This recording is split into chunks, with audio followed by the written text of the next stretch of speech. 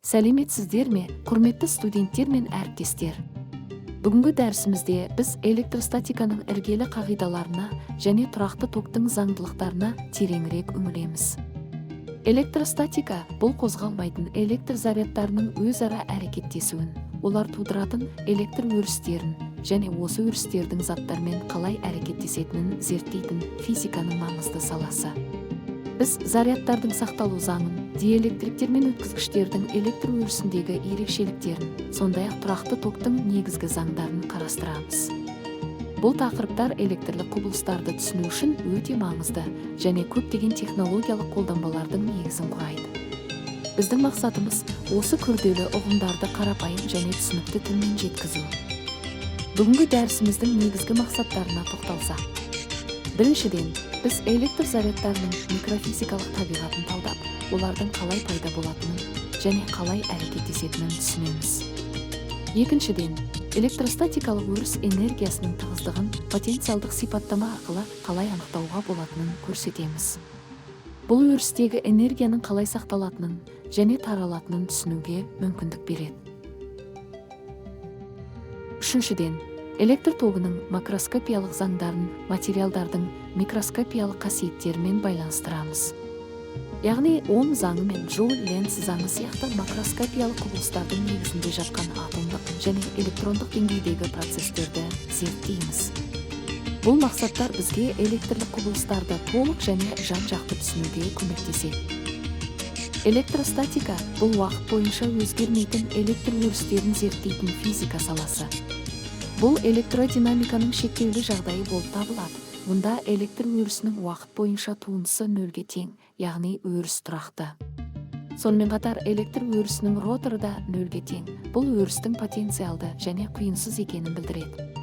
Электр зарядтарының негізгі қасиеттеріне келетін болсақ, заряд бұл бөлінбейтін, сақталатын скаляр физикалық шама. Микродеңгейде заряд квантталған, яғни кез келген заряд элементар зарядтың бүтінеселігі болып табылады. Мұндағы 1,602 10-19 кулон зарядтың сақталу заңы Максвеллдің төртінші теңдеуінен шығады. Бұл заң табиғаттағы барлық электрлік процестер үшін іргелі болып табылады. Екі нүктелік зарядтың өзара әрекеттесу күшін сипаттайтын кулон заңы электростатиканың негізгі заңдарының бірі болып табылады. Бұл заңға сәйкес екі зарядтың арасындағы күш олардың зарядтарының көбейтіндісіне тура пропорционал және олардың арақашықтығының квадратына кері пропорционал. Бұл күш зарядтарды қосатын түзу бойымен бағытталған. Егер зарядтар аттас болса, олар бірін-бірі тебеді, ал әр аттас болса, тартады. Көптеген зарядтар жүйесіндегі кез келген зарядқа әсер ететін жалпы күш қалған барлық зарядтардың әрқайсысынан туындайтын күштердің векторлық қосындысына тең болады. Бұл қағида өрістердің суперпозиция принципі деп аталады. Алайда бұл принцип тек сызықтық және стационарлық жүйелер үшін ғана дәл болып табылатынын есте ұстаған жөн. Электр өрісінің кернеулігі бұл өрістің күштік сипаттамасы, ол өрістің берілген нүктесіндегі бірлік оң зарядқа әсер ететін күшпен анықталады. Ол потенциалдың градиенті арқылы өрнектеледі. Бұл теңдеу электр өрісінің потенциалдың ең жылдам кемитін бағытына қарай бағытталғанын көрсетеді. Электр өрісінің потенциалы бұл өрістің энергетикалық сипаттамасы. Ол зарядты шексіздіктен берілген нүктеге тасымалдау үшін қажетті жұмыспен анықталады. Потенциал 1,4 д формуласымен беріледі.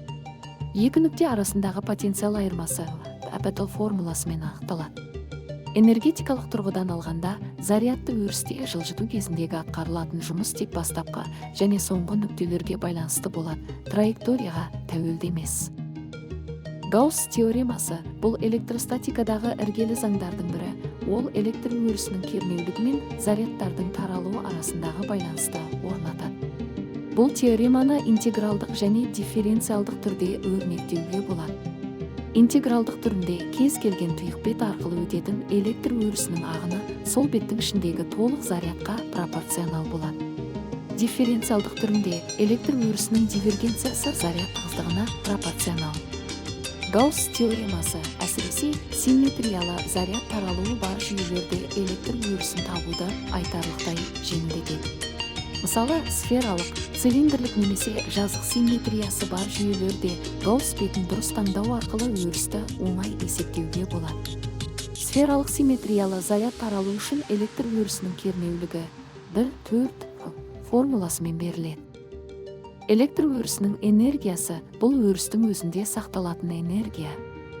Бұл энергия зарядтардың өзара әрекеттесуінен туындайды және өрістің кеңістікке таралуымен байланысты. Электр өрісінің энергия тығыздығы, яғни бірлік көлемдегі энергия 1,2 формуласымен анықталады. Мұндағы электр тұрақтысы, ал электр өрісінің кернеулігі. Жалпы электр өрісінің энергиясы 1,2 немесе 2 интегралы арқылы есептеледі. Бұл өрнектер электр өрісінің энергиясы тек зарядтарда ғана емес, сонымен қатар өрістің өзінде де сақталатынын дәлелдейді. Бұл тұжырым электродинамикадағы энергияның сақталу заңын түсіну үшін өте маңызды және электромагниттік толқындардың энергия тасымалдау қабілетін түсіндіреді. Электр өрісіндегі өткізгіштер мен диэлектриктердің мінез-құлқы әртүрлі болады. Өткізгіштерде еркін заряд тасымалдаушылар көп болғандықтан сыртқы электр өрісінің әсерінен олар қозғалып, өткізгіштің ішіндегі өрісті нөлге теңестіреді, ешкі нөл. Нәтижесінде өткізгіштің бетінде зарядтар жинақталып, беттік заряд тығыздығы сыртқы болады. Өткізгіштің барлық нүктелерінде потенциал тұрақты болып қалады, конст. Ал диэлектриктерде еркін зарядтар жоқ, бірақ сыртқы өріс атомдар мен молекулаларды поляризациялайды. Поляризация векторы формуласымен беріледі, мұндағы электрлік қабылдағыштық. Электрлік ығысу векторы П болады. Поляризацияланған өріс сыртқы электр өрісінің бағытын әлсіретеді. Бұл диэлектрлік өтімділікке байланысты. Тұрақты токтың негізгі заңдарының бірі Ом заңы. Ол тізбек бөлігіндегі ток күшінің кернеуге тура пропорционал және кедергіге кері пропорционал екенін айтады. Бұл заң электр тізбектеріндегі ток, кернеу және кедергі арасы бірақ іргелі. Электр тогы өткен кезде өткізгіштерде жылу бөлінеді. Бұл құбылысты Джоуль-Ленц заңы сипаттайды. Бөлінетін жылу мөлшері ток күшінің квадратына, өткізгіштің кедергісіне және ток өту уақытына тура пропорционал. Микроскопиялық деңгейде бұл электрондық қозғалыс кезінде атомдар мен соқтығысуы нәтижесінде кинетикалық энергияның жылу энергиясына айналуымен түсіндіріледі. Бұл заңдар электр энергиясын жылуға айналдыратын барлық құрылғылардың, мысалы, қыздырғыштар мен шамдардың жұмыс істеу принципін түсіндіреді. Бүгінгі дәрісімізде біз электростатиканың негізгі қағидаларын, зарядтардың өзара әрекеттесуін, электр өрісінің кернеулігі мен потенциалын, сондай-ақ Гаусс теоремасын қарастырдық. Электр өрісінің энергиясының тек зарядтарда ғана емес, өрістің өзінде де сақталатынын түсіндік. Диэлектриктер мен өткізгіштердің электр өрісіндегі ерекшеліктерін, олардың поляризациялану және экрандау қабілеттерін талқыладық. Сонымен қатар тұрақты токтың іргелі заңдары Ом заңы мен Джоуль-Ленц заңын, олардың микроскопиялық негіздерін зерттедік. Бұл білімдер Максвелл теңдеулері, электродинамика, кванттық электроника және материалдар физикасы сияқты күрделі тақырыптарды одан әрі меңгеру үшін берік негіз болып табылады. Бұл ұғымдарды терең түсіну сіздерге физиканың осы саласындағы кез келген мәселені шешуге көмектеседі.